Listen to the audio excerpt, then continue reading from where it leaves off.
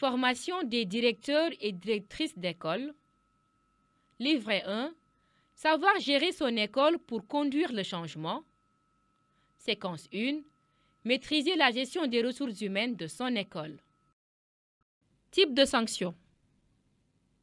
Les sanctions négatives. Toute faute commise par un ou une fonctionnaire dans l'exercice ou à l'occasion de l'exercice de ses fonctions l'expose à une sanction disciplinaire, sans préjudice, le cas échéant, des peines prévues par la loi pénale. Les fautes sont nombreuses et variées. Retenons parmi celles-ci l'insubordination, les absences irrégulières, l'abandon de poste, etc. Il existe 3 sortes de sanctions. Les sanctions du premier degré, avertissement, blâme, elles sont du ressort du ou de la chef de service. Les sanctions du deuxième degré, réduction d'ancienneté, ne pouvant excéder 2 ans, elles sont du ressort du ou de la chef de service. Les sanctions du troisième degré, radiation du tableau d'avancement pour 2 ans, rétrogradation, exclusion temporaire de fonction pour une durée maximale de 6 mois, révocation sans suspension des droits à pension, révocation avec suspension des droits à pension. Elles sont prononcées par le ou la ministre de la fonction publique, du travail, de l'emploi et des organisations professionnelles après avis du conseil de discipline. Les sanctions positives. Les agents méritants bénéficient de témoignages de satisfaction à travers des lettres de félicitations ou d'encouragement. Les diplômes de reconnaissance, de remerciement pour services rendus à l'éducation et la formation, les rapports positifs établis par le ou la chef de service et la notation positive permettant l'avancement au choix.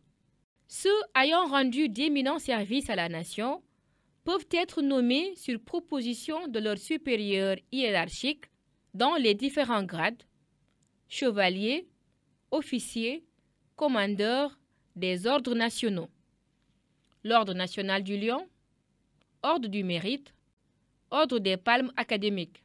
Par ailleurs, le Grand Prix du chef de l'État pour l'enseignant, instauré en 2017, permet d'honorer des enseignants créés à main particulièrement méritants.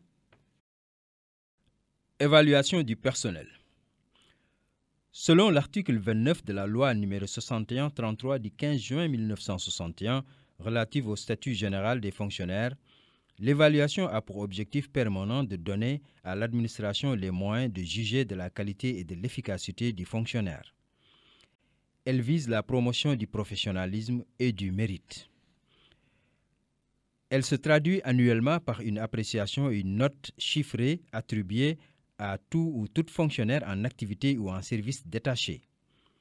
Le pouvoir d'évaluation appartient au chef ou à la chef de service direct. Pour leur évaluation, les fonctionnaires sont répartis en 3 groupes selon les fonctions qu'ils assument. Premier groupe, les personnels chargés de fonctions de direction ou de supervision. Deuxième groupe, les personnels chargés de fonctions d'études, de conseil ou de contrôle. Troisième groupe, les personnels chargés de fonctions opérationnelles. Les critères pour déterminer la note chiffrée sont les suivants. Pour les personnels occupant les fonctions de direction ou de supervision, les qualités professionnelles, le comportement au travail, l'aptitude à diriger, le rendement. Pour les personnels occupant les fonctions d'étude, de conseil ou de contrôle, les qualités professionnelles, le comportement au travail, le rendement, la créativité. Pour les personnels occupant les fonctions opérationnelles, les qualités professionnelles, le comportement au travail, le rendement, la capacité d'initiative. La note chiffrée annuelle et l'appréciation globale portée sur la fiche d'évaluation sont communiquées aux fonctionnaires concernés. Il peut contester sa note auprès du supérieur hiérarchique de son chef de service. Les éléments de l'évaluation sont versés dans le dossier de l'intéressé, dossier individuel et dossier de gestion. Les conditions d'application de l'article précité sont définies par le décret numéro 98-286 du 26 mars 1998 fixant les modalités d'évaluation des agents de l'État. Gestion du climat social. Définition des concepts.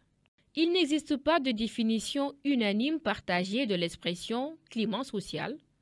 Toutefois, on peut retenir que le climat social désigne l'expression formelle ou non de la perception qu'ont les collaborateurs des conditions sociales qui règnent au sein d'une entreprise, d'une organisation à un moment donné.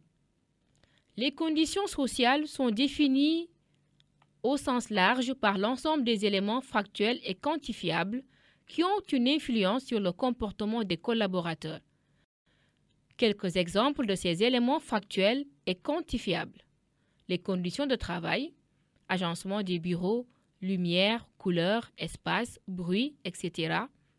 La rémunération, le style de management du leader, les perspectives de carrière, le système de récompense, les échanges, la communication entre les collaborateurs, etc. La notion d'expression formelle ou non par les collaborateurs désigne quant à elle la manière dont ils expriment leurs ressentis, leur perception par rapport à ces éléments factuels. Il est important de préciser, là aussi, que chaque collaborateur aura pour chaque élément factuel un ressenti qui lui est propre et qui, d'autre part, pourra évoluer au fil du temps. En tout état de cause, le leader doit être capable de mesurer les tendances globales et ou par catégorie des ressentis des collaborateurs pourvu que leur nombre soit assez élevé. L'étude et l'analyse de ces tendances permettent de mesurer le climat social qui règne au sein d'une organisation. Pourquoi gérer le climat social?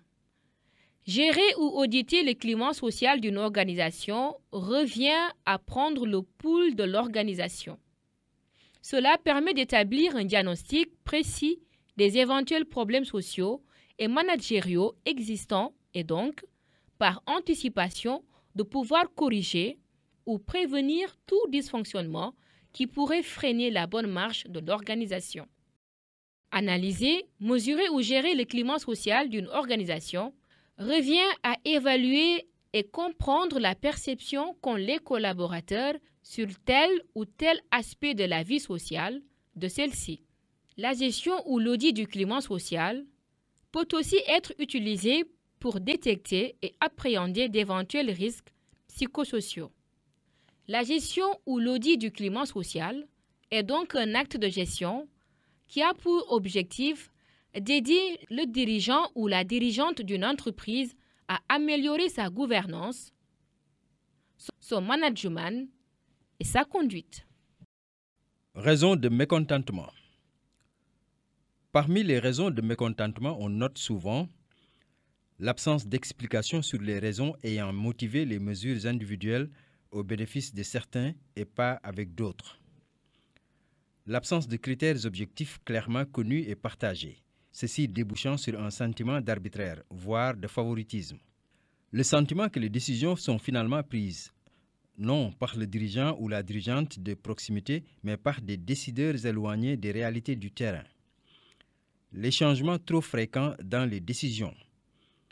Une charge de travail qui augmente, un encadrement désorienté, un avenir incertain dans un monde en plein bouleversement, autant de facteurs d'anxiété.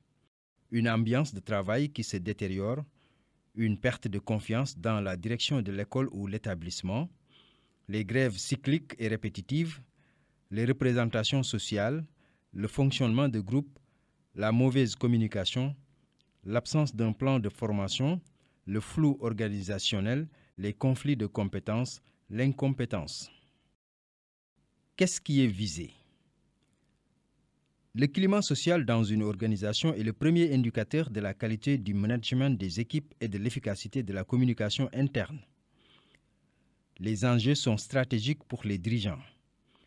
Une bonne gestion du climat social a un impact direct sur la qualité de la relation avec les usagers et sur l'image des organisations. C'est la raison pour laquelle les objectifs du chef ou de la chef doivent être intitulées ainsi: anticiper et juguler les mouvements sociaux par anticipation et entretenir de bonnes relations avec les représentants syndicaux, les collègues, les parents, etc. Voici un tableau sur les sources de tension et les axes de réponse possibles.